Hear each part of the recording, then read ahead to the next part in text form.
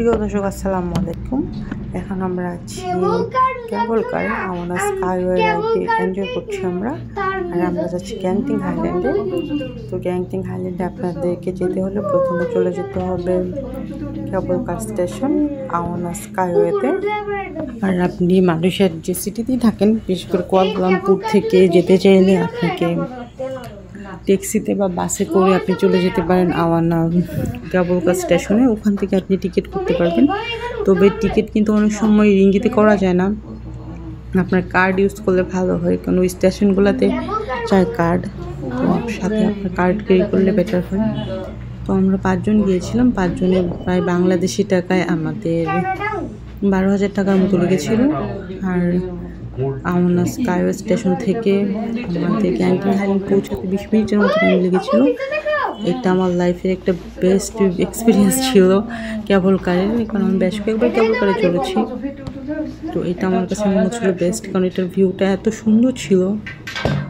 কারণ আমি ইন্ডিয়াতে চলেছি, আরও বেশ কয়েকটা কান্ট্রিতেও চলেছি, কিন্তু মালয়েশিয়ারটা এক্সপিরিয়েন্স অনেক ভালো ছিল।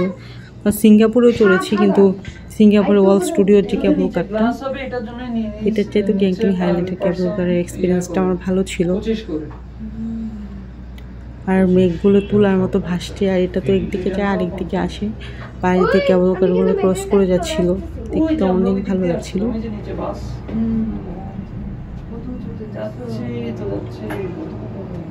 অনেক সুন্দর ভিউ। আর আমরা এখন পাহাড়ের উপরের দিকে উঠছি, আসার সময় নিচের দিকে নামবো। এখন আমরা যাচ্ছি উপরের দিকে, এই জন্যে পাশেগুলো আমাদেরকে ক্রস করে যাচ্ছে।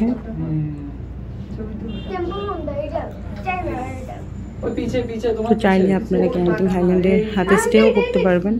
এখানে বেশ কিছু ভালো ভালো হোটেলও আছে এখন। আর এটা তো মূলত একটা ক্যাসিনোকে কেন্দ্র করেই গড়ে ওঠা এই হাইল্যান্ডটা। আর এখানে এখন থাকারও সুব্যবস্থা আছে, প্রচুর রেস্টুরেন্ট আছে। আর হোটেলগুলোর প্রাইসও রিজনেবল, আপনি বাংলাদেশি টাকায় 5-7 হাজার টাকার মধ্যেও থাকতে পারবেন। আর আপনি যদি আরও বেশি এক্সপেন্সিভ হোটেলে থাকতে চান সেটাও থাকতে পারবেন, কিন্তু আপনি 5-7 এর মধ্যেই থাকতে পারবেন। এটা হচ্ছে কেবল কার স্টেশন, একটা কিছুক্ষণ পরে পরে স্টেশন থাকে। এটাও একটা কেবল কার স্টেশন, যার যেটা দরকার সেটাতে সে নেমে যায়। তো আমাদের স্টেশন তো হচ্ছে গ্যাংটিং হাইল্যান্ড। এখানে এই জন্য আমাদেরকে অনেকগুলো ক্রস করে যাচ্ছে, আর এখানে একটু স্লোলি যাচ্ছে, কারণ যার নামা দরকার ওই স্টেশনে সে নেমে যাবে।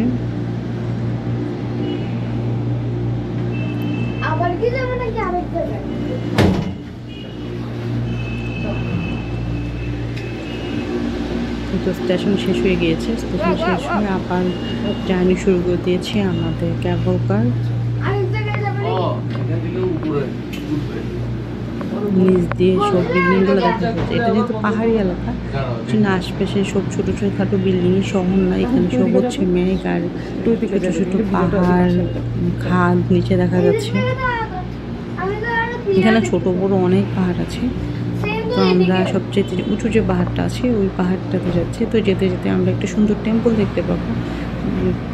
ওই টেম্পলটাও একটা টুরিস্ট স্পট, চাইলে ওখানেও কেউ থাকতে পারে, কিন্তু আমরা টেম্পলটাতে যাচ্ছি না, কারণ আমাদের টাইম খুবই কম ছিল। আমরা তো স্টে করবো না এখানে, আমরা আসলে ভুল করেছি একটা, আমাদের একদিন এখানে থাকা উচিত ছিল, কিন্তু এটা যে এত সুন্দর এখানে যাওয়ার আগে বুঝিনি।